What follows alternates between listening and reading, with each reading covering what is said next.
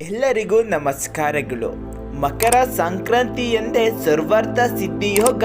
ಈ 5 ರಾಶಿಯವರಿಗೆ ಕಾರ್ಯಗಳೆಲ್ಲ ಸಿದ್ಧಿ. ಹೌದು, ಇಂದು ಮಕರ ಸಂಕ್ರಾಂತಿ ಎಂದು ಸರ್ವಾರ್ಥ ಸಿದ್ಧಿ ಯೋಗ, ವರಿಷ್ಠ ಯೋಗ, ಸುನಾಫ ಯೋಗ, ಶುಕ್ರಾದಿತ್ಯ ಯೋಗ, ರವಿ ಯೋಗದ ಜೊತೆಗೆ ಅನೇಕ ಶುಭ ಯೋಗಗಳು ಸೃಷ್ಟಿಯಾಗಲಿವೆ. ಇದರಿಂದ ಕೆಲವು ರಾಶಿಗಳಿಗೆ ಶುಭವಾಗಲಿದೆ. ನಾಳೆ ಯಾವ ರಾಶಿಯವರ ಮೇಲೆ ಗಣೇಶನ ಅನುಗ್ರಹ ದೊರಕಲಿದೆ, ಈ ರಾಶಿಗಳಿಗೆ ಬುಧವಾರ ಹೇಗಿರಲಿದೆ ಎಂದು ಈ ವಿಡಿಯೋದಲ್ಲಿ ಸಂಪೂರ್ಣವಾಗಿ ನೋಡೋಣ ಬನ್ನಿ. ಹೌದು, ಮೊದಲನೇದಾಗಿ ವೃಷಭ ರಾಶಿ. ಮಕರ ಸಂಕ್ರಾಂತಿಯ ದಿನ ವೃಷಭ ರಾಶಿಗೆ ಸೇರಿದ ಜನರ ವೃತ್ತಿ ಜೀವನದಲ್ಲಿ ಸಾಕಷ್ಟು ಯಶಸ್ಸು ದೊರಕುವುದು. ನಾಳೆ ಸೂರ್ಯನು ಮಕರ ರಾಶಿಯನ್ನು ಪ್ರವೇಶಿಸುವುದರೊಂದಿಗೆ ಆರ್ಥಿಕ ಲಾಭ ಮತ್ತು ಸುಖ ಸಮೃದ್ಧಿಯನ್ನ ಹೆಚ್ಚಳವಾಗಲಿದೆ. ಕೆಲಸ ಮತ್ತು ವ್ಯಾಪಾರವನ್ನು ಮಾಡುವ ಜನರಿಗೆ ನಾಳೆ ಸಂಕಷ್ಟ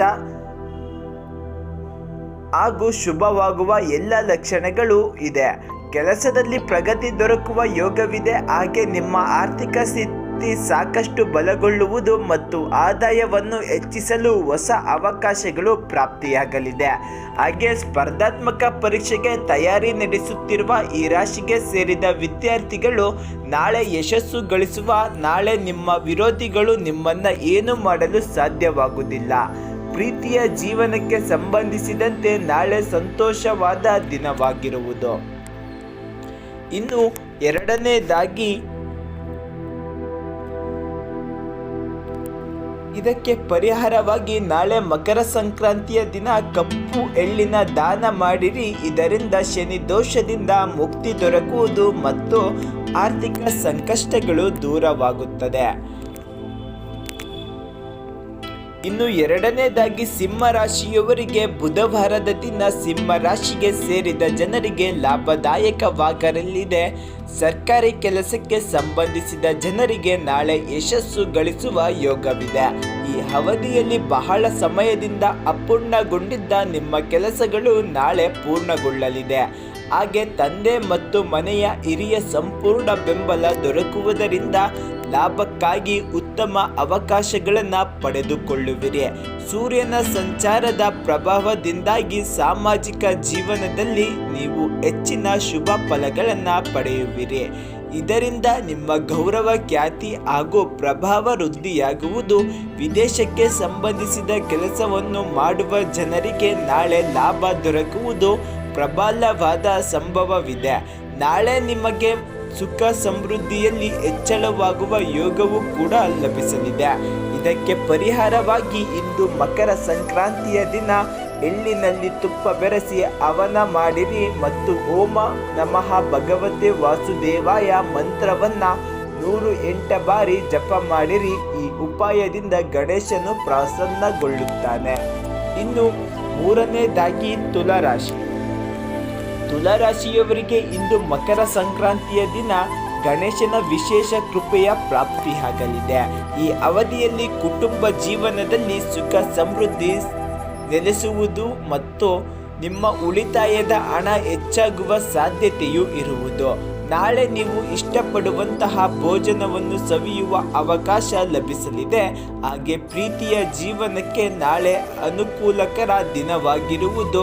ನಿಮ್ಮ ಸಂಗಾತಿಯ ಸಂಪೂರ್ಣ ಬೆಂಬಲ ದೊರಕುವುದು ಮತ್ತು ಮಕ್ಕಳಿಂದ ನಿಮಗೆ ಯಾವುದಾದರೂ ಶುಭ ಸುದ್ದಿ ಲಭಿಸಲಿದೆ. ನ್ಯಾಯಾಲಯಕ್ಕೆ ಸಂಬಂಧಿಸಿದ ನಾಳೆ ನಿಮಗೆ ಯಶಸ್ಸು ದೊರಕುವ ಯೋಗವಿದೆ.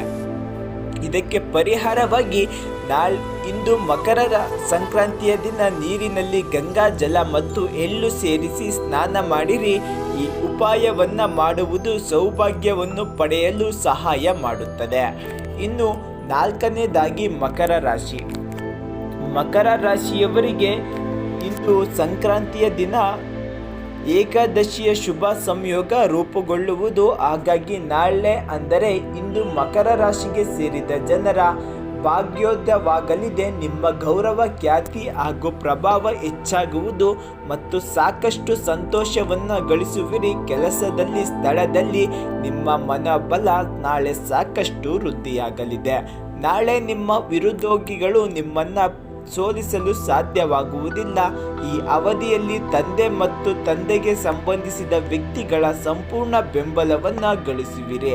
ನಾಳೆ ನಿಮಗೆ ಪ್ರಗತಿಗಾಗಿ ಹೊಸ ಮಾರ್ಗಗಳನ್ನು ಗೋಚರಿಸುವುದು. ಹಾಗೆ ಸರ್ಕಾರಿ ಕೆಲಸಕ್ಕೆ ಸಂಬಂಧಿಸಿದಂತೆ ನಾಳೆ ನಿಮ್ಮ ಅಪೂರ್ಣ ಕೆಲಸ ಪೂರ್ಣಗೊಳ್ಳಲು ಯೋಗವೂ ಕೂಡ ಲಭಿಸಲಿದೆ. ಇದಕ್ಕೆ ಪರಿಹಾರವಾಗಿ ಮಕರ ಸಂಕ್ರಾಂತಿಯ ದಿನ ಎಳ್ಳು ದಾನ ಮಾಡಿರಿ ಮತ್ತು ವಿಷ್ಣುವಿಗೆ ಎಳ್ಳಿನಿಂದ ತಯಾರಿಸಿದ ಲಡ್ಡನ್ನು ಅರ್ಪಿಸಿರಿ. ಹೀಗೆ ಮಾಡುವುದರಿಂದ ಮನೆಯಲ್ಲಿ ಸುಖ ಸಮೃದ್ಧಿ ನೆಲೆಸುವುದು. ಇನ್ನು ಮೀನರಾಶಿ 5ನೇದಾಗಿ, ಮೀನರಾಶಿಗೆ ಸೇರಿದ ಜನರಿಗೆ ಇಂದು ಶುಭ ದಿನವಾಗಿರುವುದು. ಬುಧವಾರ ದಿನ ನಿಮಗೆ ಅನುಕೂಲಕರವಾಗಲಿದೆ ಮತ್ತು ಧನ ಲಾಭಕ್ಕಾಗಿ ಉತ್ತಮ ಅವಕಾಶಗಳನ್ನು ಪಡೆಯುವಿರಿ. ನಾಳೆ ನಿಮ್ಮ ಸುಖ ಸಮೃದ್ಧಿಯನ್ನು ಹೆಚ್ಚಿಸುವ ವಸ್ತುಗಳ ಪ್ರಾಪ್ತಿಯಾಗುವುದು. ಮನೆಯ ಮತ್ತು ವಾಹನಕ್ಕೆ ಸಂಬಂಧಿಸಿದಂತೆ ನಿಮ್ಮ ಕನಸು ಈಡೇರಲಿದೆ. ನಾಳೆ ಮನೆಯವರೊಂದಿಗೆ ಉತ್ತಮ ಸಾಮರಸ್ಯವಿರುವುದು ಮತ್ತು ವೃತ್ತಿ ಜೀವನದಲ್ಲಿ ಯಶಸ್ಸು ಗಳಿಸುವ ಪ್ರಬಲವಾದ ಸಂಭವವಿದೆ. ಈ ರಾಶಿಗೆ ಸೇರಿದ ವಿದ್ಯಾರ್ಥಿಗಳು ಶಿಕ್ಷಣಕ್ಕೆ ಸಂಬಂಧಿಸಿದಂತೆ ನಾಳೆ ಯಶಸ್ಸನ್ನು ಗಳಿಸುವಿರಿ. ಹಾಗೆ ಪಿತ್ರಾರ್ಜಿತ ಸಂಪತ್ತಿನಿಂದ ಧನ ಲಾಭವಾಗುವುದರೊಂದಿಗೆ ನಿಮ್ಮ ಆರ್ಥಿಕ ಸ್ಥಿತಿ ಬಲಗೊಳ್ಳುವುದು. ಇದಕ್ಕೆ ಪರಿಹಾರವಾಗಿ ಎಳ್ಳಿನ ಹಿಟ್ಟನ್ನು ಮುಖಕ್ಕೆ ಹಾಕಿ. ಇದರಿಂದ ನೀವು ಶನಿದೇವ ಮತ್ತು ಸೂರ್ಯದೇವರ ಅನುಗ್ರಹವನ್ನು ಪಡೆಯುತ್ತೀರಾ. ಯಾರೆಲ್ಲ ಈ ಮೇಲೆ ಹೇಳಿರುವ 5 ರಾಶಿಗಳ ನಿಮ್ಮದಾಗಿದ್ದರೆ ಹಾಗೆ ನಿಮ್ಮ ಕುಟುಂಬ ಸ್ನೇಹಿತರಿಗೆ ಈ ವಿಡಿಯೋವನ್ನು ತಪ್ಪದೆ ಶೇರ್ ಮಾಡಿ. ಹಾಗೆ ದಿನನಿತ್ಯದ ಅಪ್ಡೇಟ್ಗಾಗಿ ನಮ್ಮ ಚಾನಲನ್ನು ಸಬ್ಸ್ಕ್ರೈಬ್ ಮಾಡಿಕೊಳ್ಳುವುದನ್ನು ಮರೆಯಬೇಡಿ. ಎಲ್ಲರಿಗೂ ಶುಭವಾಗಲಿ.